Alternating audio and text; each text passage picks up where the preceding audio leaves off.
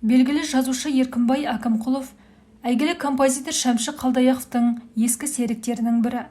Кезінде Шәмші Қалдаяқов ән патшасы деп аталатын роман-эссесін жазған.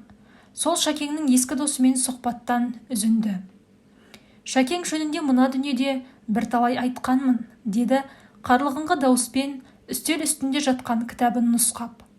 Бірінші жақтан баяндадым. Ескерте кететін нәрсе, мұнда Шәкең өмірінің көлеңкелі тұстарына көп тоқталмауға тырысыппын. Ал шындығына келгенде, оның жағымсыз жақтары да жетерлік еді деп бастады. Сендер көп біле қоймассыңдар. Шәмші музыка жағынан ешбір арнайы оқу орнын түгескен емес еді.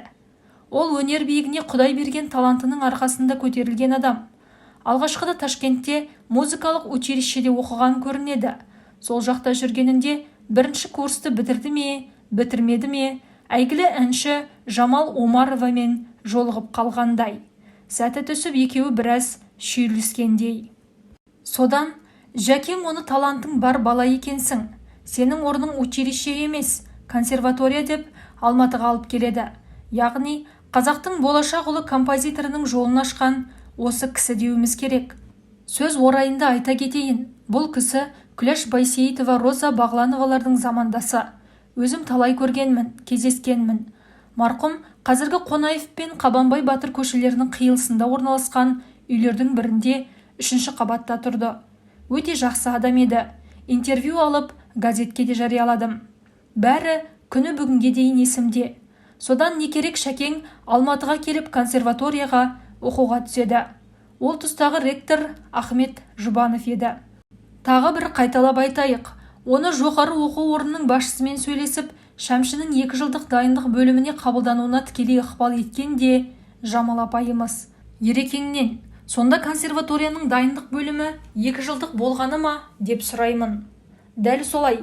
Жалпы алғанда оқу орнына мұндай тәртіппен қабылданған әрбір студенттің 7 жыл оқуына тура келген. Талаптың қаталдығын осыдан ақ біле беріңіз, деді жазушы.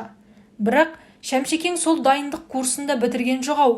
Ән шығарды, үйтті-бүйтті, әйтеуір сонымен кетті ғой, дейді.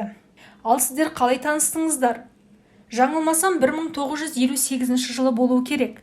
Біз Илья Жақанов, Өмірзақ Айтбаев, Сабырхан Асанов төртеуміз пәтер жалдап тұратынбыз.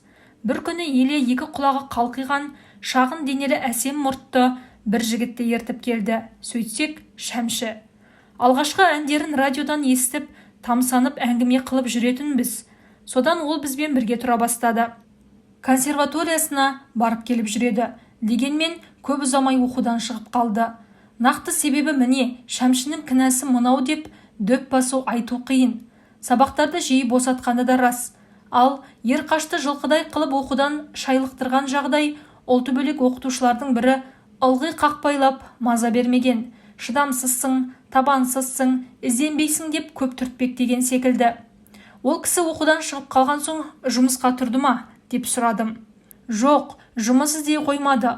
Сол тұсқа дейін бір қатар ән жазып үлгерген жігіт шығармаларын қазақ радиосына өткізіп жүрген сияқты. Оның аздаған гонорары бар, соны місе тұтады. Арада біраз өткенде өзімен құралпылас Жәмила деген қызға үйленген. Ол көп болса өзінен 2-3 жастай ғана кіші. Жаңылмасам, Жәмиланың шешесі Қарағанды жақтың адамы. 2 бөлмелі үйлері бартын. Өзіңіз Шәмшімен неше жылдай жолдас болдыңыз деп сұрадым. 33 жылдай жақын араласқан екенбіз. Шәмші досыңызды соңғы рет қашан көрдіңіз? Оны дөп басып айту қиын. Ал Шәкең қайтыс болған сәтте ауруханада жатыр едім. 1992 жылы ақпанның 29 күні дүниеден өтті. Кеңсайға жерледі. Қазір басында биік етіп қойған ақ күмбез, жақсы ескерткіш бар, бірақ қасында орын жоқ, деді Ерекең қатты опынғандай кейіппен ұзақ ойланып.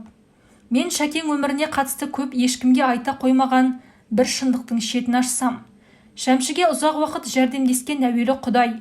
Одан соң көмектескен біздің әулет десем қателеспеймін. Біздің шаңырақты сұлтан әулеті дейді, яғни сұлтан деген шалдан тараймыз. Бұл кісі бабамыз. Менің атым Пірімқұлдың әкесі. Шәмшімен ешқандай руластығымыз жоқ, тіпті жүзіміз де бөлек. Бірақ жақын туысқандай болып кетіппіз. Менің немере ағам Күйік деген совхоздың бас бухгалтері Қасымқұл Жаппарқұлов Шәмшіге ай сайын бала-шағаңа деп бір қойдың етін жіберіп тұрды.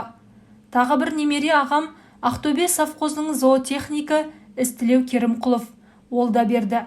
Не керек, менің ағайындарым ұзақ уақыт кемшілік көрмесін деп оған үнемі көмек қолын созды. Шәкең осы жақсылықты білді ме білмеді ме, көзім жетпейді. Қазір ойлап қарасам, оның өмірінің көлеңкелі, тіпті адам жиретін тұстары баршылық екен. Мысалы, кезінде өз бала-шағасынан кетіп, әмеңгермін, балаларын асыраймын деп Төлегеннің әйелін алды. Әйткенімен сөзінде тұрған жоқ.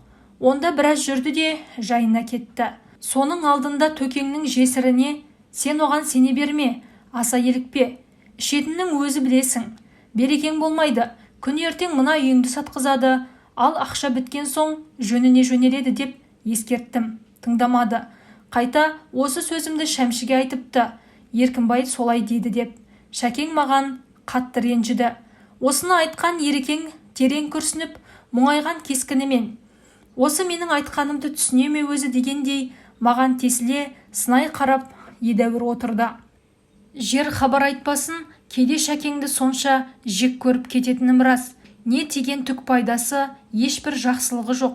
Өте сараң, ешкімге бір тыйым бермеген, тек алуды ғана білген адам еді. Мына кісі шын айтып отырма дегендей, енді ерекеңе мен аңтарлы қарасам керек. Таңданғандымды сезді. Бірақ ештеңені аңдамаған түрмен сөзін жалғастыра берді. Міне, жаңа көрсеттім ғой, көлемді роман жаздым. 2012 жылы өнер баспасынан шықты. 30 баспа табақ, үлкен еңбек. Бірақ мұның да есі бар шығар. Ол өзі кім екен? Қолдан келгенше еребескеріп кішкене сыйлығын беріп қояйықшы деп жатқан үкімет жоқ. Осы дүниені жаз деп мені ешкім қыстаған да зорлаған да емес. Жаз дау деген бір пенде болмады. Не таптым сонда? Жасаған жақсылығым Құдайдан қайтсын дейтінім ау сол. Естіген құлақта жазық жоқ дегендей, жазушы ағамыздың уәжін қабылдай қоймасам да, көпшіліктен бүгіп қалғым келмеді. Белгілі пікір кейде түрлі көңіл күйіне байланысты да айтылып қалатыны және түсінікті. Әркім кез келген құбылысты өз деңгейі, жеке көз қарасы арқылы бағалап, безбендейтіні тағы мәлім.